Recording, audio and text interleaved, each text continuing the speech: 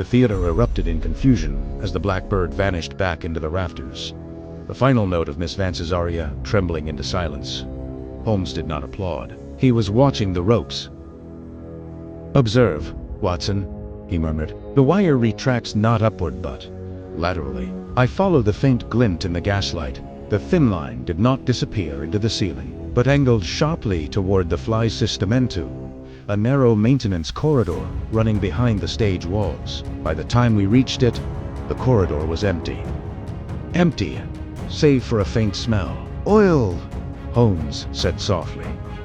3 words were written in hurried ink. "Let her fall." "Fall," I whispered. Holmes's jaw tightened. "Opera, my dear Watson, is not merely song. It is starting." We rushed back toward the wings just as the final act was set to begin. Miss Vance stood poised atop a raised balcony set piece, a dramatic construction meant to descend slowly as she sang her closing passage. The mechanism was operated manually from above. Holmes's eyes shot upward. There, barely visible in the gloom, a figure crouched near the pulley controls and perched calmly beside him. The bird. Holmes did not shout. He seized a discarded stage cane and hurled it with astonishing precision. It struck the control wheel, jamming the descent mechanism with a metallic crack.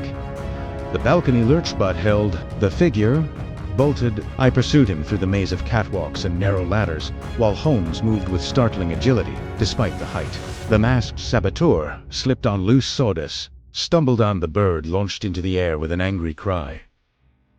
Holmes tore away the man's mask.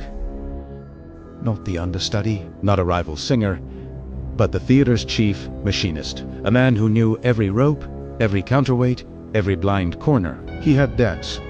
Holmes later explained as the police led the trembling man away. Miss Vance had recently refused him alone. Pride wounded, desperation sharpened his ingenuity. The feathers were psychological warfare. If she appeared unstable, her contract could be revoked. He would gain leverage. And the fall? I asked. A finale escalation.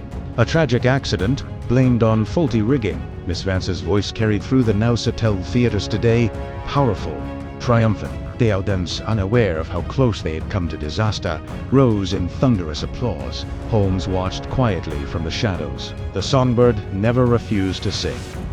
"Watson," he said at last, "someone merely tried to clip her wings." Outside, the London fog swallowed the opera house once more, but the black feathers had fallen for the last time.